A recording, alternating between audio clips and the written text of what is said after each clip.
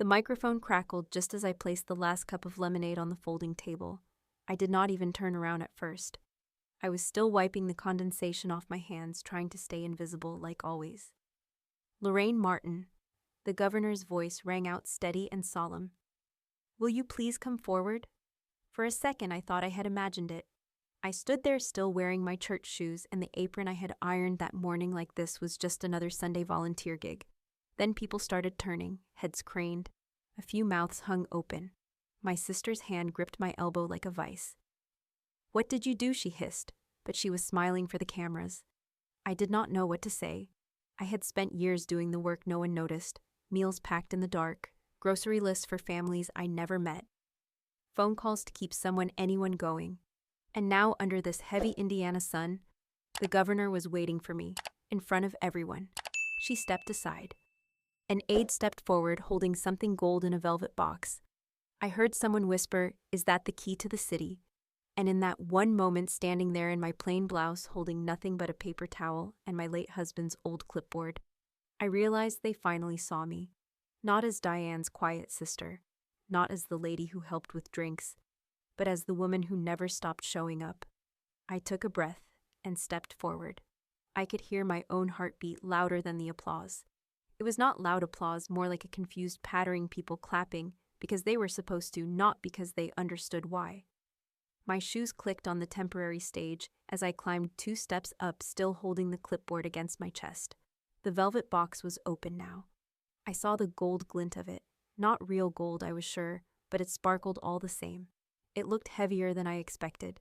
The governor smiled at me gently. "You probably do not want to make a speech," she said softly, almost conspiratorially. I shook my head. "Then just let us say it for you." She continued, turning back to the microphone. "She is the woman who fed hundreds of families during the worst months of the pandemic. She never put her name down, she never called the papers. But she answered the phone when people cried. She knocked on doors when others looked away. And when this town was tired, scared, and hungry, she showed up with a clipboard and a cooler full of food." My throat clenched. I looked out over the crowd. So many faces I had seen before.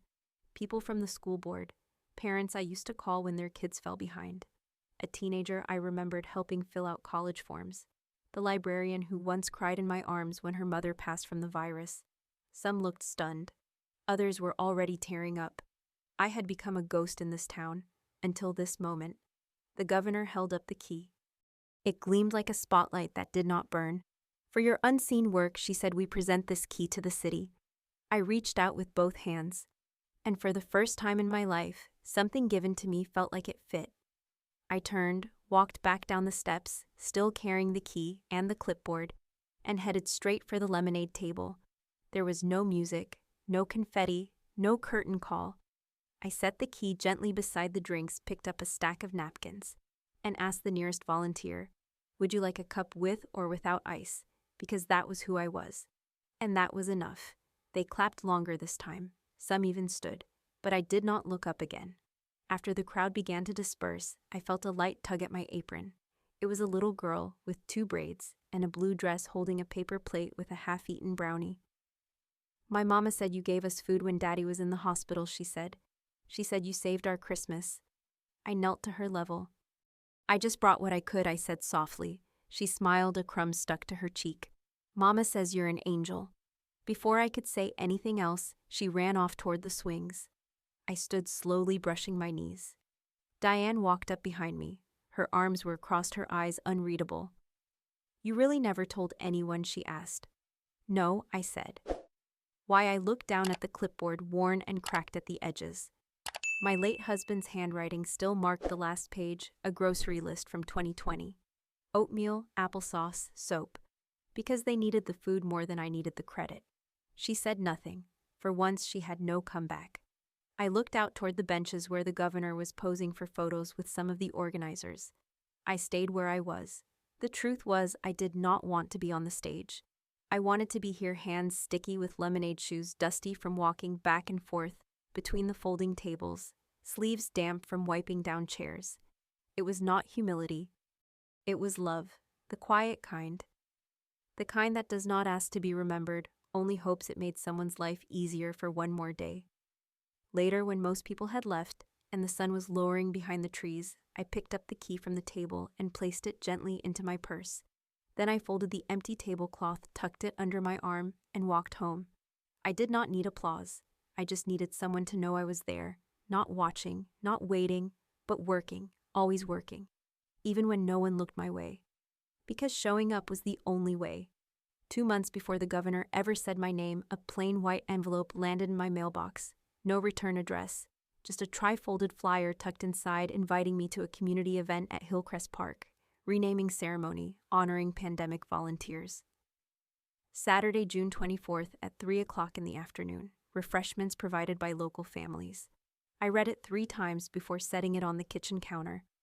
My mother, half dozing in her recliner, stirred when I turned off the television. Something going on, she mumbled, eyes still closed. Just a town thing, I said, brushing crumbs from the table. They're renaming the park. She nodded as if it mattered to her, then drifted back to sleep. She would not remember it later. Lately, she barely remembered when I left the room. The next morning, my sister Diane called. Her voice always had a crispness to it, like she was managing a board meeting even when she was just asking about napkins. "You're coming, right?" she said. "To the ceremony, I got the flyer yesterday. Great. We'll need a few extra hands on drinks and cleanup. I figured you could handle the lemonade table." Lemonade, of course. I almost smiled. I had become the family's background character, the reliable one, the helper, never the headline. "That's fine," I said. "What time should I come? Around 1 o'clock. Bring ice if you can. We do not want it warm." She hung up before I could answer. That afternoon, while folding laundry, I pulled open the drawer beside the washer and found my late husband's clipboard. I had forgotten it was there, buried under rolls of lint remover and old gloves. The edges were frayed, the back still had the firehouse sticker half peeled off. It had been with me through all of it. The phone calls, the food prep. The night I cried over a list of addresses, wondering if I was doing enough. He used to write grocery lists on it when he was alive. Somehow I had started using it again after he was gone, not out of sentiment but survival. I needed something solid to hold. I slid it out and wiped off the dust.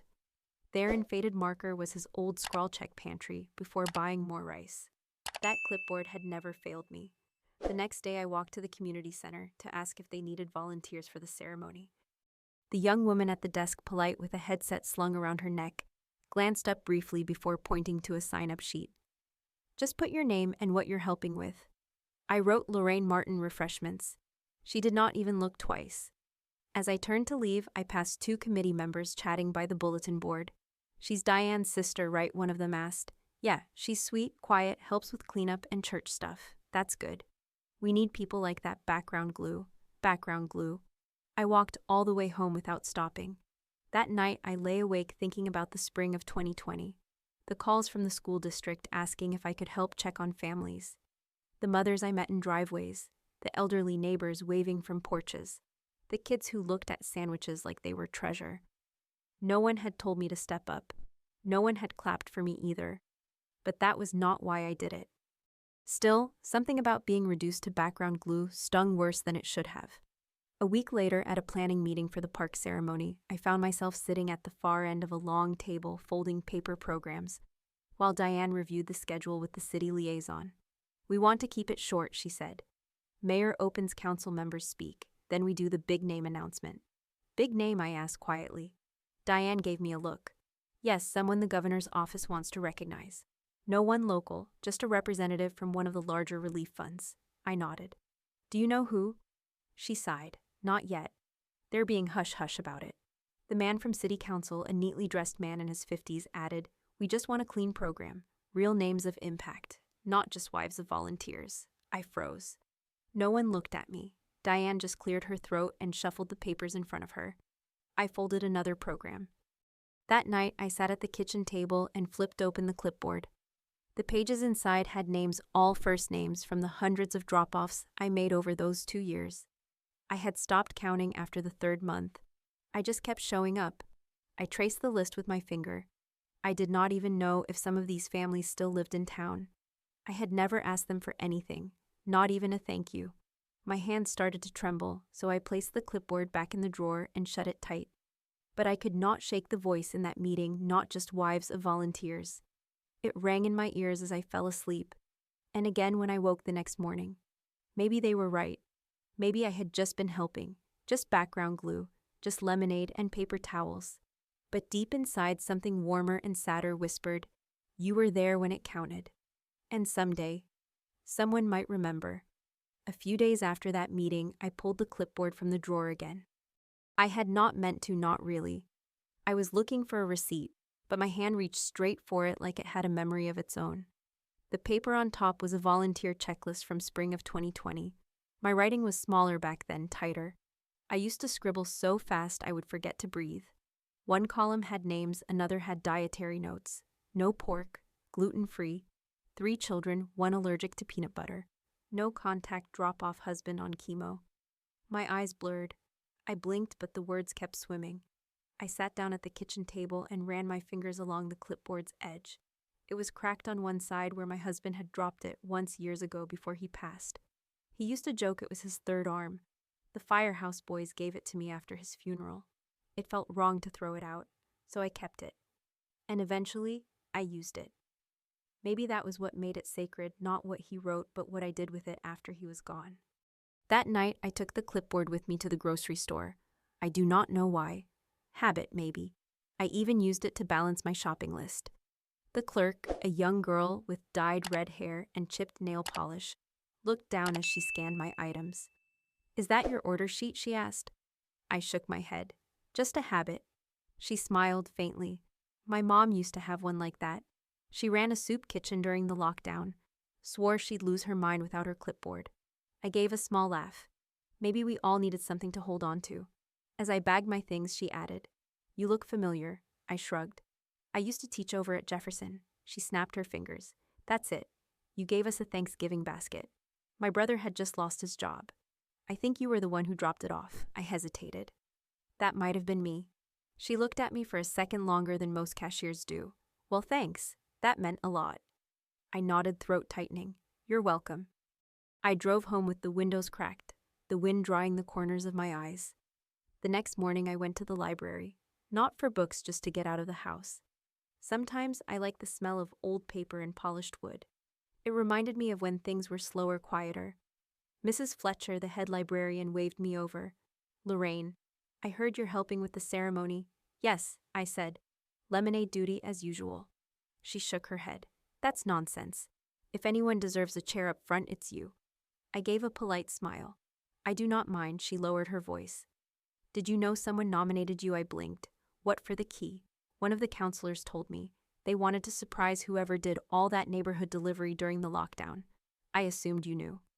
I stared at her. I thought, it was someone from the city, someone official. She tilted her head. "Does it matter? Maybe it did. Maybe it did not." But the words stuck to my ribs. Later that afternoon, I walked over to the community center. The sun was sharp, beating down in waves.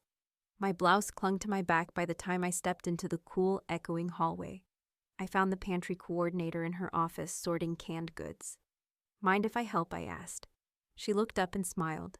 "Not at all. Been too long." We worked quietly for a while, sorting soups from fruits, checking dates. After a few minutes, she said, "You still have that clipboard?" I looked down. I had brought it without thinking. Again. She smiled. "You and that clipboard. I remember when you used to show up at 6 in the morning and not leave till dark." I laughed gently. "That sounds about right." "Did you know it was you who kept us going?" she said suddenly. "All those lists, all those rounds. You made us feel like someone had a plan." I swallowed. I didn't know anyone noticed. Oh, Lorraine, we noticed. On the way home, I took the long route through the older part of town, past the post office, past the worn statue of the soldier in the square, past the gas station where I used to leave envelopes for families too shy to ask for help. I remembered their names even now, their tired eyes, the way they whispered, "God bless you," like they were afraid to say anything louder. It had never been about heroics. I was not brave. I was just consistent. But I was starting to wonder, what if that mattered more than I ever thought the night before the ceremony? I could not sleep. I polished the old clipboard, cleaned off every corner. I replaced the bent paper clip with a fresh one. I even tucked in a folded photo of my husband, just a small wallet picture. The one where he was smiling, wearing that same firehouse jacket he left behind. I laid out my clothes. Nothing fancy, just a white blouse, navy skirt, and the apron I always used when working church events. Then I knelt beside my bed and prayed, not to be honored, not to be remembered, but that somehow the right people would feel seen. The morning of the ceremony, I woke early, not with excitement, not even nerves, just the way I always did before something important. Like when my students had final exams, or when my mother had her first doctor's appointment after forgetting my name. I moved through the kitchen in silence, boiled water, brewed coffee, toasted 2 slices of bread. One for me, one for Mom, though I knew she would not touch hers until much later after I reminded her it was there. The window over the sink faced east, and sunlight was already pooling over the edge of the stove. It was going to be a warm day, the kind where your sweat sticks before 10 o'clock in the morning and the lemonade runs out too fast. I opened the drawer and took out the clipboard. The grocery list was still there, but I flipped past it now, page after page of names, notes boxes checked with the same blue pen I always used. The paper was soft at the edges, worn like a blanket. I held it to my chest for a moment, then slipped it into my tote bag with the napkins and plastic cups. At around 8:30, I walked to the park. Hillcrest was quiet that early, no volunteers yet, no folding chairs, no balloons, just the breeze and the birds, and the crackle of last night's leaves under my flats. I sat on the edge of the stone fountain near the playground and watched the empty lot stretch wide. I remembered dropping off food here, once an older couple who refused to let me come inside. I had left the basket on the porch and stood 10 feet back while they waved from behind their screen door. Back then, we all kept our distance. Now it seemed the only distance was in memory. Around 9:30, I stopped by the community center again, not to volunteer, but because I had something to return. Inside, I found the pantry coordinator stacking trays. I just wanted to bring these back, I said, setting down a few leftover containers. She smiled. You know you can keep those. You've more than earned it. I shook my head. They belong to the center. She walked with me to the door. Before I left, she touched my shoulder. Lorraine, do you know how many families still ask about you? I blinked. What do you mean they remember? You dropped off food like clockwork. You helped their grandkids with homework packets. You gave them soup when they were too sick to cook. I nodded slowly. That was a long time ago, but not forgotten, she said. At 11 o'clock, I stopped by the florist. I had pre-ordered a small bouquet, not for the ceremony, but for my husband's grave. I always brought one for him on days that made me nervous. The girl behind the counter, maybe 21 at most, said, You're the lemonade lady, right? I paused. I guess so, she tilted her head. You came to our house when I had mono. My mom was working double shifts at the hospital. You brought groceries and cinnamon rolls. You had a clipboard. I smiled, surprised that anyone remembered the cinnamon rolls. Your mom was doing good work. I just tried to help. She handed me the bouquet. She always said you were the reason we got through that year. I walked out into the sunlight, clutching the flowers with both hands. Around noon, I visited my husband's headstone. The cemetery was calm birdsong, soft wind, that rustle of trees that always sounds like someone exhaling. I laid the bouquet down gently and sat on the bench nearby. I'm not sure what's going to happen today, I said quietly, but I'm showing up, like we always did. I brushed off the top of the stone, his name, his dates. The carved phrase, service is love made visible. I had forgotten how true that was. Or maybe I just stopped believing anyone noticed. By the time I arrived back at Hillcrest Park, the folding tables were up. Diane was waving her arms, giving instructions. Young volunteers were threading streamers through the trees. Finally, Diane said when she saw me, You can start setting up the drink station. I put the jugs in the shade. We're expecting 200. I smiled, but I could feel the old rhythm returning, the quiet kind of work no one claps for. I unloaded the napkins, unwrapped the cups, checked the ice. Someone passed by and said, Thank you, ma'am. Another offered a smile. Nothing big, just kindness, that old kind. The kind you hardly notice until it is gone. By 1:45, guests were starting to arrive. The air was thick with humidity, and the lemonade was already sweating through its containers. A teenage boy walked over to the table. Excuse me, are you Miss Lorraine? I looked up. My grandmother said you used to bring her groceries. She passed away last year, but she always called you her angel. My hands froze mid-pour. She kept your notes. Said they made her feel like someone was out there, like she wasn't alone. I could not find words. I handed him a cup and nodded. He walked away. I stood behind the table for a long time after that, just watching the way people greeted each other. The kids in red, white, and blue shirts, the veterans in hats, the parents with tired eyes, the volunteers who would be remembered, and the ones who would not. I reached for my clipboard, pressing it gently to my chest. I did not know what the governor would say today. I did not expect anything, but deep inside I felt it building, not pride exactly, just a sense of being woven into something, like I had always been part of this fabric, just in the stitching no one ever saw. By 2 o'clock the park was full. Folding chairs lined the main path, arranged in neat rows beneath a tent that swayed in the wind. Music played softly from a speaker, the kind of instrumental tune people choose when they want the mood to feel dignified. I stood behind the lemonade table with my apron tied snug, and the clipboard pressed to my hip. Diane walked past in a blue linen dress, heels clicking over the grass. She looked me over, gave a quick nod, then leaned in. "Just remember to stay out of the background during the photos." "Okay," she said. "We already have a designated group of honorees." I blinked. I wasn't planning on being in any pictures. She smiled, but it was tight. "Good. You're just here to watch." I watched her walk away, back straight, her name badge swinging at her hip. Everyone knew she had helped organize the event. Everyone knew she loved telling people that.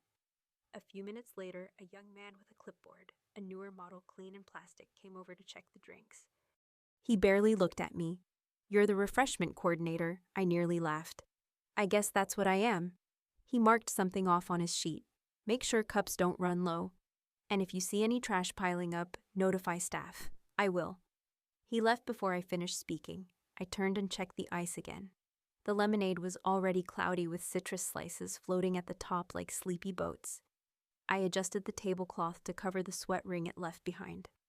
Around 2:15 people started taking their seats. I stayed back behind the crowd, always just behind. From this angle, I could see everything: the mayor waiting under the tent, the council members checking their speeches, the volunteers darting around with clipboards and microphones and hand gestures. I sipped a little lemonade. It had gone warm. A woman walked past me with a group of kids. She paused, did a double take, and then said, "Miss Lorraine." I smiled. "Hi there, I knew it was you. My boys go to Jefferson. You used to be their reading buddy before everything shut down." I nodded, memories rushing back. "They loved mystery books, didn't they?" Her eyes lit up. "Yes, and you gave them those care packs with the trail mix and juice boxes. I still have one of your notes. You signed it. 'Keep your head high, you matter more than you know.'" I felt my throat tighten. "Thank you for remembering." She reached out and squeezed my hand. Some of us never forgot, but others had. As the ceremony began, a man with a camera tried to usher the volunteers into a group photo near the banner.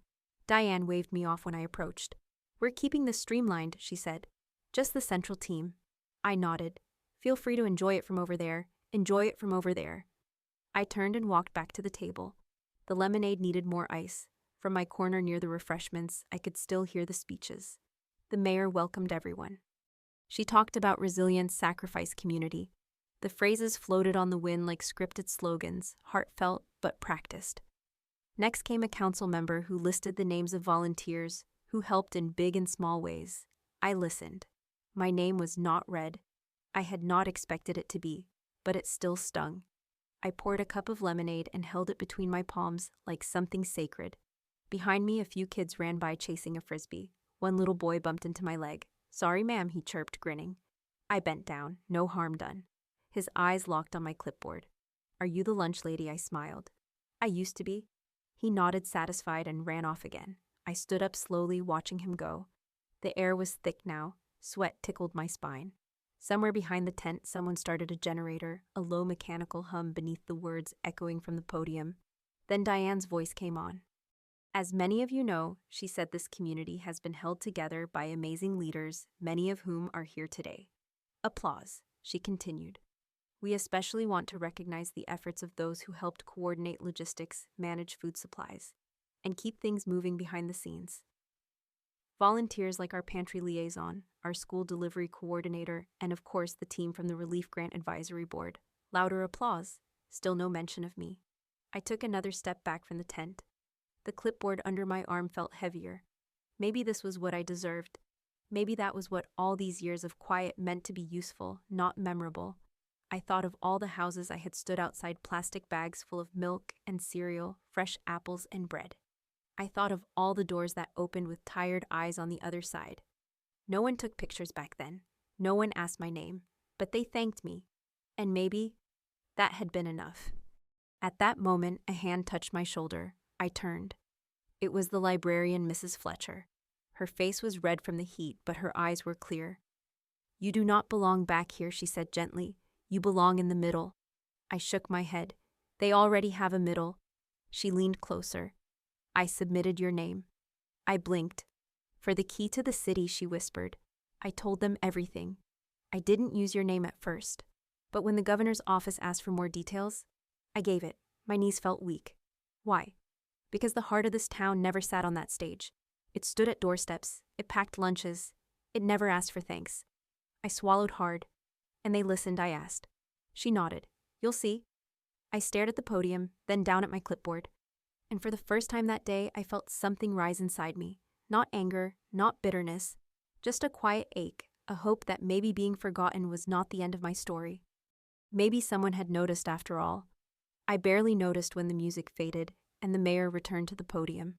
I was still holding that last conversation with Mrs. Fletcher like a delicate glass in my hands, afraid to move too fast, afraid it would shatter. The mayor tapped the microphone. "Thank you all for being here today. Before we close, we've been asked to welcome a special guest." People stirred in their seats. Someone whispered, "The governor's here." Sure enough, she stepped up beside the mayor. No fanfare, no entourage, just a small woman in a blue suit, with a calm expression and kind eyes. She began without notes. "There are many kinds of service," she said. "Some are loud and celebrated. Some are quiet, nearly invisible. But just because something is silent does not mean it is small." Her voice carried clearly through the air. My hands went still. "This town has endured hardship like every other," she continued. But when we asked local leaders who made the difference, one name came up again, and again, and again. The people around me leaned forward. "This woman did not serve for applause," the governor said. "She served because that is who she is." She knocked on doors when it was dangerous. She fed the elderly when no one else showed up. She never once asked to be seen. And yet today, we see her. I felt the clipboard shake in my arms. "Lorraine Martin," the governor said. "Will you please come forward?" For a heartbeat, the park went quiet. Then the crowd turned. Chairs scraped the grass. Gasps escaped lips. A few people even stood. My sister's head swiveled toward me. Her mouth opened, but she said nothing. Mrs. Fletcher stepped aside with a nod, and I stepped forward. It felt like walking through water. Every movement was slow, muffled, surreal. I passed the lemonade table, the one I had just refilled 15 minutes earlier. The governor smiled as I approached. A staff member handed her a small velvet box. "We honor you today," she said, "with the key to the city." She opened the box and lifted a golden key, polished, heavy, and gleaming in the sunlight. The crowd burst into applause. I froze. My hands hovered just short of hers. In that second, I saw every moment I had thought no one saw. A little girl watching from a second-floor window as I left soup on the porch. A single mother crying behind a screen door. An elderly man who said, "You came back like it was the most surprising thing in the world." I took the key with both hands, and something in me broke, not in pain, in relief. I smiled. A small, tired smile, the kind that comes after years of holding your breath. The governor gestured to the microphone. I shook my head. Then, I leaned forward just enough to say into it, "Thank you, and please, do not forget the quiet ones." As I stepped down from the stage, the applause continued.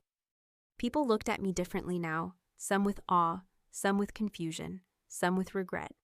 I walked back toward the lemonade table. I set the key down beside the stack of cups. Then I turned to the nearest volunteer, a teenage girl who looked overwhelmed. "You thirsty?" I asked gently. "Let me get you a cup." That evening, after the tables were folded and the banners taken down, I walked home alone. I did not want a ride. I needed the quiet.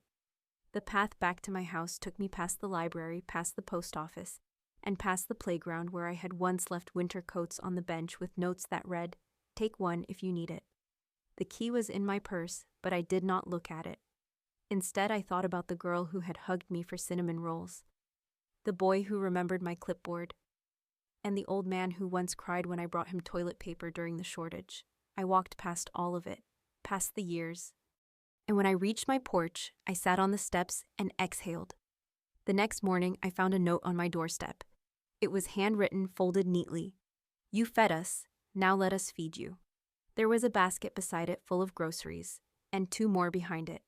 I opened one to find a jar of homemade preserves and a lasagna wrapped in foil. By noon, 10 more had arrived. Around 2 o'clock in the afternoon, my sister Diane showed up. She looked nervous, a rare expression on her face. I brought you something, she said, holding out a plastic tub of lemonade. I smiled faintly. Little late for refreshments, she sat on the porch beside me. I did not know, she said. About everything. About how much you did. I nodded. You weren't supposed to. She paused, but I should have. There was silence between us for a while. Then she added, I always thought you were just there. But now I think you were the thread holding us all together. I swallowed hard. I didn't need you to see me, I said. I just needed to keep going. Later that week, the town paper published an article titled, The Quiet Woman Who Fed Us All. They used a photo someone had taken at the lemonade table, me in my apron, handing a cup to a volunteer. The key was there too, just beside the napkins. I did not clip the article, but I kept the note. The governor's office sent a letter a few days later, formal, respectful, embossed with gold trim. But what moved me most was a hand-scribbled postscript at the bottom. You reminded us what service truly is. One evening, I returned to the park. The plaque had already been installed just beneath the newly planted tree near the fountain. To those who gave without being asked, to those who showed up, to those we almost didn't see. And then in small letters, especially the quiet ones. I stood there a long time, long enough to see the sun dip low, long enough to see a child trace the words with her finger, long enough to hear someone behind me whisper, She's the one. I did not turn around. I did not need to. Because I finally understood something I had never allowed myself to believe. I had been seen, not for shouting, not for standing tall, but for enduring, for serving, for holding up the sky when others were too tired to look. Maybe healing does not shout. Maybe it just whispers, I'm here. And I always was. If this story touched your heart, please subscribe for more emotional, slow-burning revenge stories rooted in real life. We share true-to-the-core tales of women like you, quiet strength, silent victories, and healing through truth. Lorraine's story isn't just hers, it belongs to every woman who's ever been overlooked. Stay with us. Your story matters too. In this powerful episode of Revenge Stories, Lorraine was treated as invisible. A quiet woman told she was just here to help. No one expected the governor to call her name. No one expected her to walk away with the key to the city. This is not your typical loud or dramatic revenge tale.